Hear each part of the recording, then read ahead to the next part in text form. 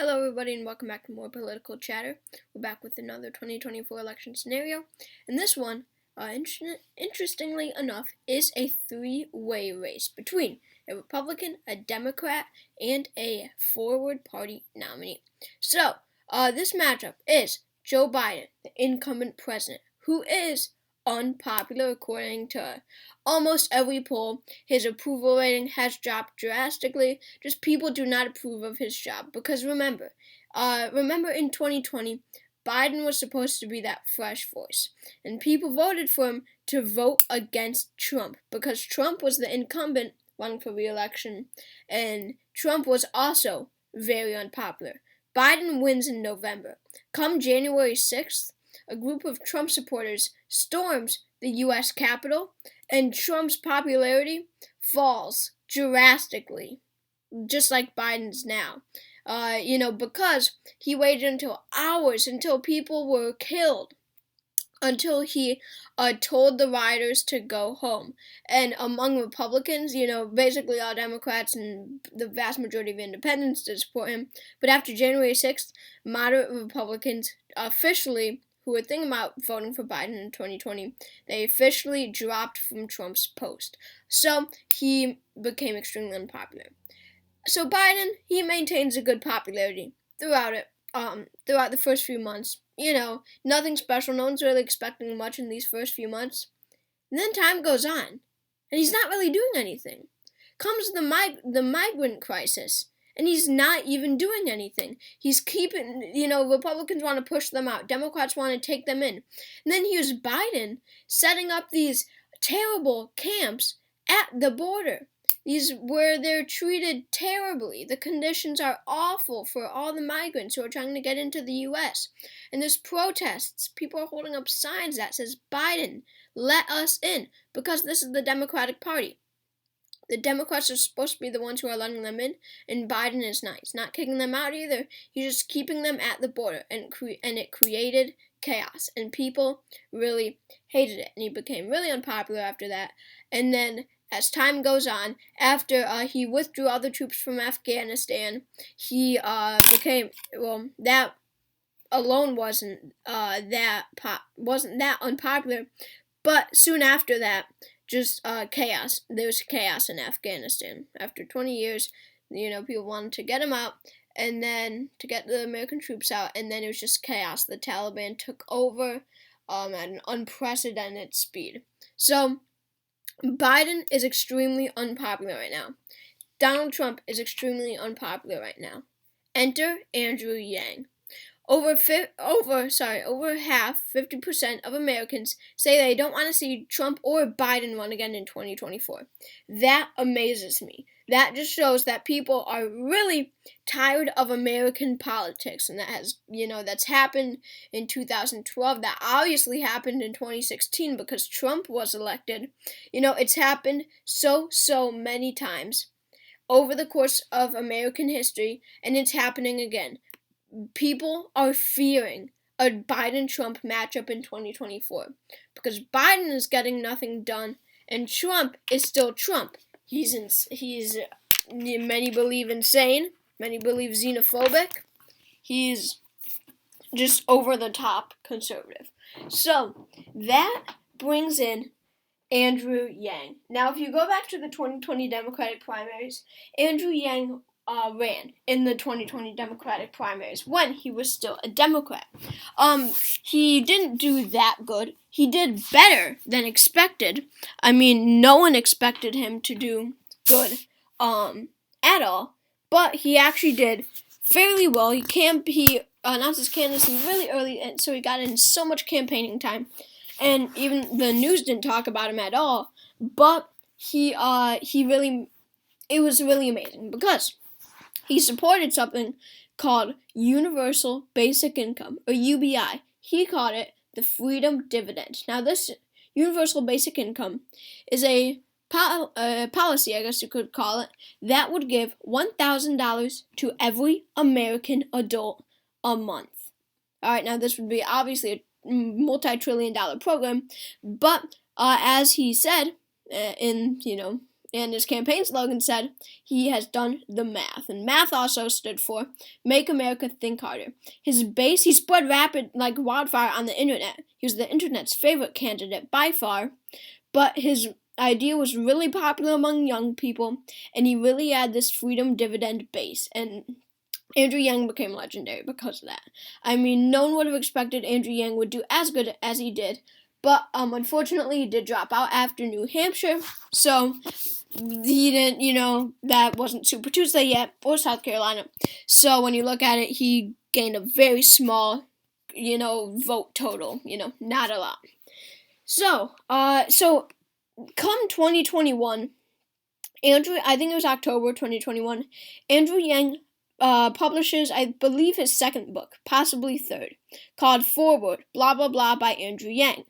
Alright, and in this book, he creates a new party, the Forward Party, saying he's not happy with the Democratic Party, and saying that after 2020, after the primaries, he doesn't really align with them anymore, and he doesn't align with the president much, very more. So Andrew Yang began a new party, the Forward Party.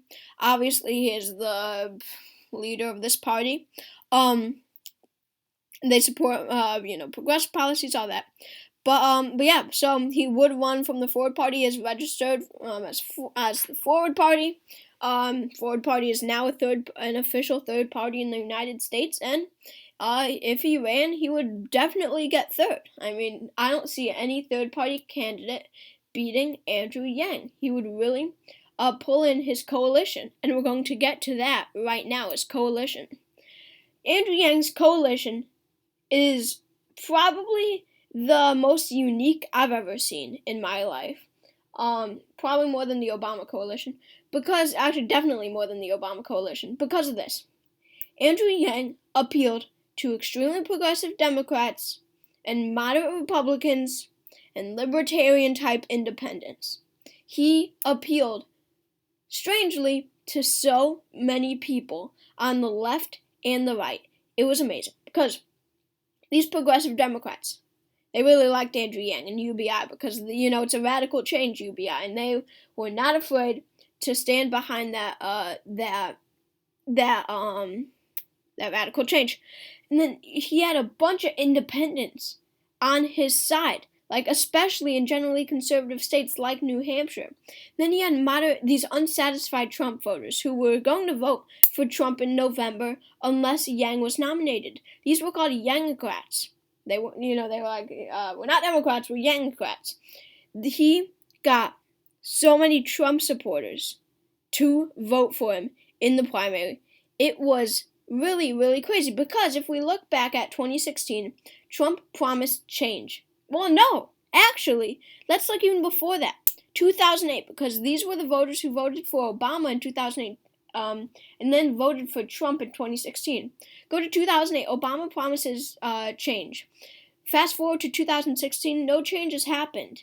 And Donald Trump now promises a conservative change, a very right-wing change, but still change. And then fast forward to, there's not a lot of change. I mean, there was some change, but it wasn't really the kind that a lot of moderate Republicans or independents expected. And then go to 2020. Andrew Yang is, actually 2019 and 2018. Andrew Yang is running in the primary, and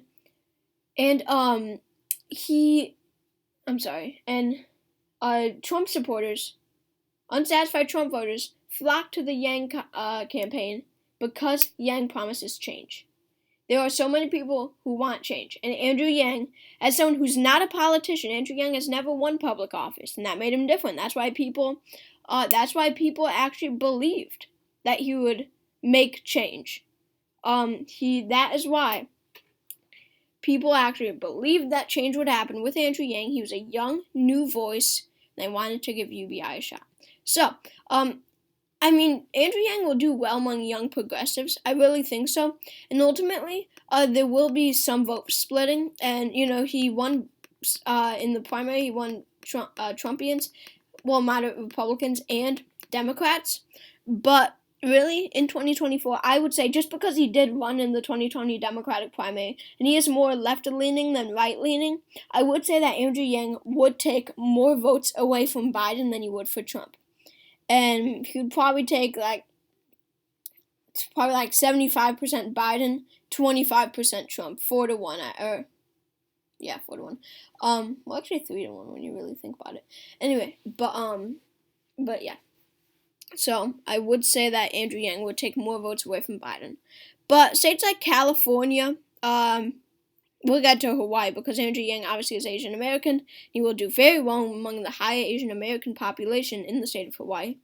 But California and D.C. and Maryland and his home state of Delaware and Massachusetts and Rhode Island and Vermont, these are all states that aren't going to flip. Or become likely, I should say. These are states that will stay solid in the Biden column. I don't see these states, I don't see many Democrats in these states, with the exception of California, but it is so heavily Democratic that I will not make it likely. But in these states, I don't see Andrew Yang winning enough votes to make it likely, and obviously Trump has no shot, even if Yang splits the vote. But Oregon and Washington are two states that I would classify as likely. Oregon, definitely. Go to 2020. Biden only wins by 1.1%. And Andrew Yang, as I said, will do very good among college-educated young progressives, I said. But it is specifically white, college-educated, young progressives is where Andrew Yang's base is. It's as simple as that. And Oregon is definitely a state like that. A lot of young, white, college-educated progressives in the state of Oregon. But Washington is a bit iffy. It went to Biden by 4.2%. But I see Andrew Yang winning 7 or 8% in every single state.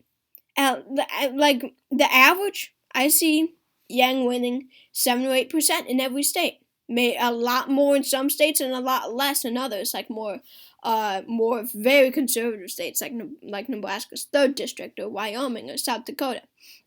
But the state of Washington, I see him winning 7 or 8%. And if you do 4-1, then that means that Biden wins it by a likely margin. And this is another state where there's a lot of young, white, college-educated progressives. Washington, go to Biden by a likely margin. Moving on to Idaho, Utah, Wyoming, and Montana. These are 4 states that are so heavily conservative that aren't going to flip. North Dakota and South Dakota will not flip. Oklahoma won't flip likely. I say flip on these safe red states. I mean, I always correct myself every video. I do mean flip into the likely column. I don't mean flip. Obviously they have no shot of going Yang or Biden, but I just mean flip into the likely column. Kansas, even though it went likely for Trump 2016, I don't see Andrew Yang doing very well. And Biden surely isn't. Remember, Biden, he's very unpopular. He's going to do very bad in many of these states. So Kansas, no shot. Will stay safe for Donald Trump. Nebraska at large will be safe. And Nebraska's 1st, which will be a flip, and Nebraska's 3rd, which will not be a flip into the solid column. Louisiana, Arkansas, and Missouri won't flip into likely. Kentucky and Tennessee will be solid. West Virginia will be solid. Mississippi and Alabama will be solid. Probably it for the solid states. There might be a few more. We'll get to them. All right, moving on to Nevada. This is where Andrew Yang will do very well. Young, college-educated, white progressives. I definitely see a strong base of his in the state of Nevada. And really, Biden will win many Democratic votes. If you look at it, he's at 43, 44, 42% approval rating. But if you just look on the Democratic side, that's a lot. That's like 80%. So Biden will win, will do better than Andrew Yang in many of these states. However, Yang will take a good amount from Biden and Trump, but more for Biden, and therefore Nevada becomes lean Trump. Andrew Yang, I think, really would split the vote for Biden in the state of Alaska. I really do see the state becoming solid for Donald Trump. I think this would flip into the solid column. It was likely in 2020, and so long as I could remember. In 2016 it was, in 2012 it was, and then, wow, in 2008 it was actually solid for McCain, which is very interesting to me. Obama did better here in 2012 than 2008. It's a cool fact. Andrew Yang, I don't see him doing particularly well in the state of Arizona. I don't see a lot of young college-educated progressives here. It's a generally conservative state. But still, of course, this is probably where he's going to win, like, maybe 6 or 7% of the vote, a bit more than many other states. Arizona, I definitely see going to Donald Trump. I really could see it going likely, but maybe not. Maybe Andrew Yang takes some votes away from him. I think Arizona will go lean Trump. New Mexico and Colorado. Now, Colorado, I think Andrew Yang, out of any state, I think he's going to do best in the state of Colorado.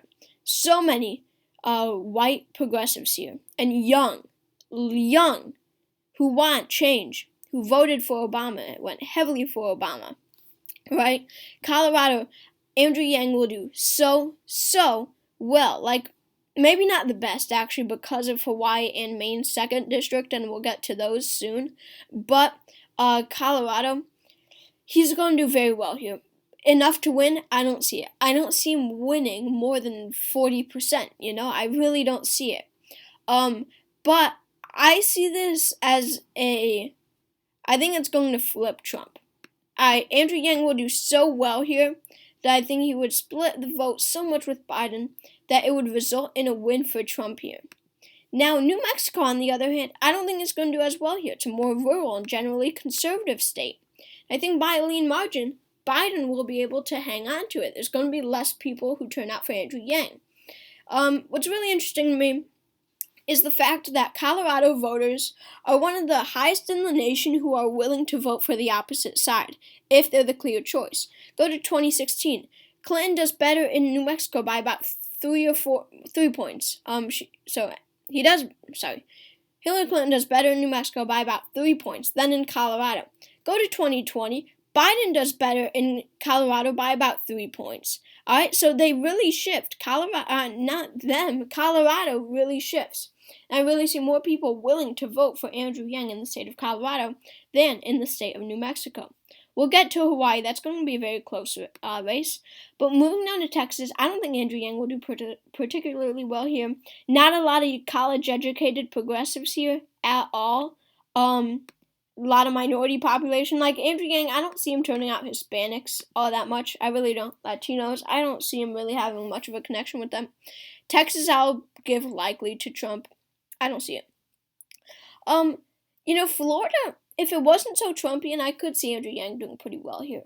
A lot of white progressive, or not necessarily progressives, but a lot of white college kids who I really see liking Andrew Yang a lot. But it's such a Trumpian state on the Republican side, I don't think that Andrew Yang has much of a shot of defeating Trump. And he's going to take, and by the way, it's just been shifting more Republican ever since 2008, we have to remember. But, what was I even saying? But, because of that, because Andrew Yang will not be able to win a lot of votes away from Trump, he's going to take a lot from Biden still. Therefore, Florida, I think, could become a likely state for the president. South Carolina, I see it becoming solid. I really see Andrew Yang not taking a lot of votes away from Trump. This whole South is so Trumpian. Georgia, does it become likely? I think possibly. I'll give it lean for now just to be safe. But North Carolina, I'll give likely. We have to do the math here, as Andrew Yang says. North Carolina goes to Trump by 1.3%. With Biden's unpopularity, that's going to increase 1-on-1. But Yang is in here, and he's going to take away a lot, because we're in the South, a lot more votes away from Biden than Trump. Excuse me there. He will take away a lot of votes from Biden than Trump. That could be a 5% shift. And North Carolina becomes a likely state for the Republican Party. Virginia, it's such an establishment kind of Democratic state who backs the establishment, besides in 2021, of course. The power, in the state of Virginia, they're very establishment. I don't really see Andrew Yang doing very well here because of that. He was a Democrat. A lot of Democrats in the state will feel like they betrayed him. But we have to remember Biden is unpopular, but still, I don't think it's going to be enough because Virginia doesn't necessarily like Trump either. They didn't in 2016, they didn't in 2020, and they didn't in 2021 because Glenn Youngkin the Republican won by distancing himself away from Trump. So I see Biden winning here. I think it's going to be pretty close, just because he is unpopular. I would say Virginia would be lean for him. Moving on to Nebraska's 2nd district, I think Yang would do pretty well here. And that ultimately, with the 4-to-1 ratio, it ultimately does result in a Trump win here. This is a generally conservative district where Yang could pick up a lot of votes on both sides, but especially with Biden's unpopularity, I would make it lean for Donald Trump. So 1 electoral vote from Nebraska's 2nd district goes to Donald Trump. Okay, Iowa, I would probably give it to Trump. I'm sorry, what am I even saying? I would probably give it to Trump. What am I talking about? I don't know what I'm talking about sometimes. Obviously, the state of Iowa is going to Donald Trump. And by a likely margin, if not safe. I mean, it shifted, and we'll do Ohio while we're at it. These 2 states shifted so little to the left in 2020 compared to other states.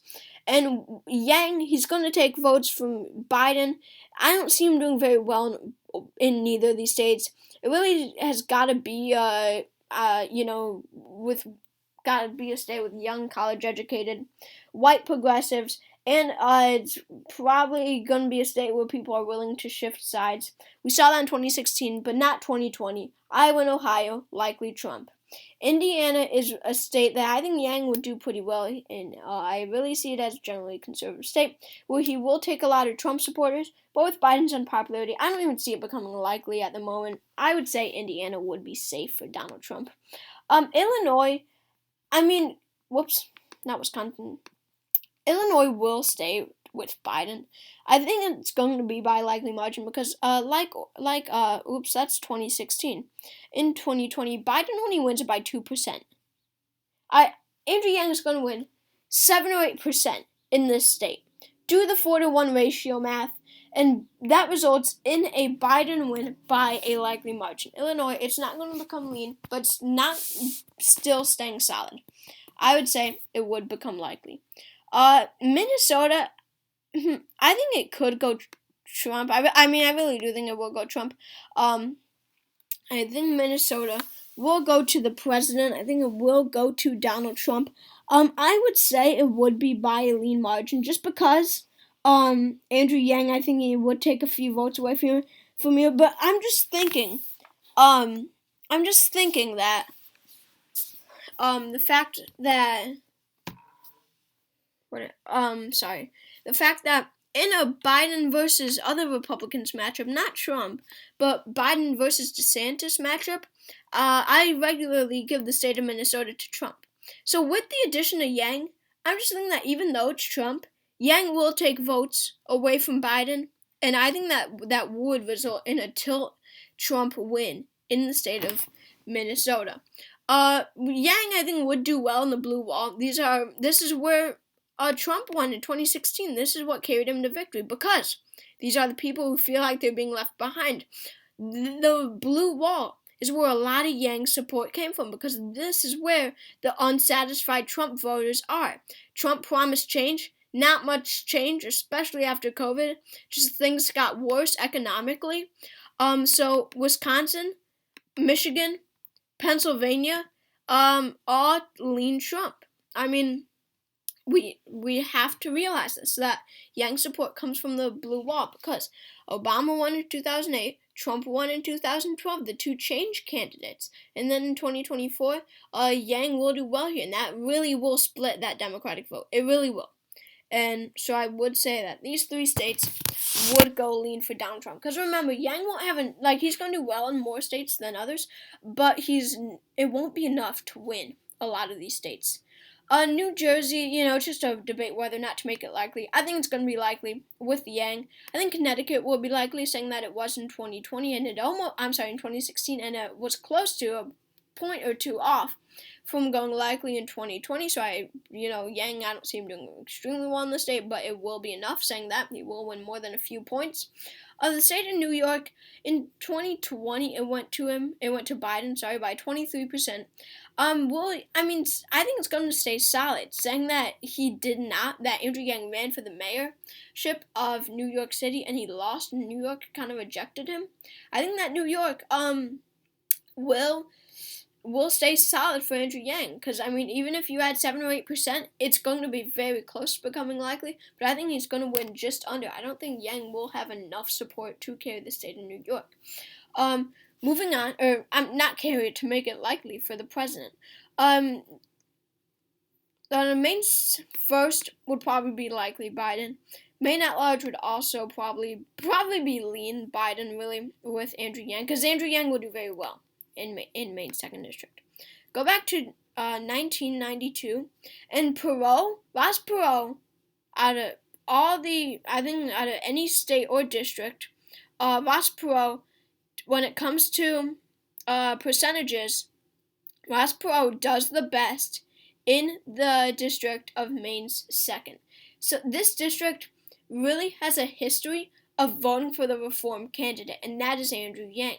Clinton only carries it by 4.4% over a third-party candidate.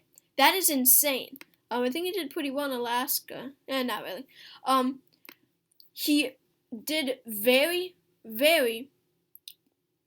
Ross Perot did very, very well in Maine's 2nd district. They have a reform history. They really liked Pat Buchanan, and they really liked Ross Perot. So do they vote for the reform candidate again? I think there's a big shot of them doing so. I really think so. But saying that how little they shifted to the left in 2020, it shows that they really like Trump. It only shifted about 3 points, and especially in a northeastern state like Maine, when New Hampshire shifted 7 points, more than 7 points, that just shows that Maine's 2nd is okay with Trump. It's going to be one of those states like Iowa and Ohio that were much more fine with Trump as originally expected. So Maine's 2nd district, by tilt margin, I think would go to Donald Trump. I think Andrew Yang would come 2nd in Maine's 2nd district, and I think that Biden would come in 3rd. It's 1992 all over again. All right, 2 states left: New Hampshire. New Hampshire. Whoops, and Hawaii. New Hampshire. Trump will be able to carry it. They have a popular Republican governor, Christie, and this is a generally conservative state with a lot of unsatisfied Trump voters who switched to Biden in 2020, but these are the guys who are going to be like, ooh, now we don't like Biden either. Now what? Andrew Yang is the choice. There's going to be a lot of those, but with Biden's unpopularity and Yang still taking more votes away from Biden than Trump, I would give New Hampshire to Donald Trump by a lean margin, saying that Hillary Clinton only carried it by 0.37% in the 2016 election. And then in Hawaii, I think Andrew Yang would, by a tilt margin, be able to pick up the state. His 4 electoral votes would be documented in American history. I really think him being Asian American and turning out the Asian American population and them really being excited that an Asian American is running for president for the first time, with the exception of Patsy Mink in 1972, I think that would be pretty popular. So thanks for watching this video, and I hope to see you next time.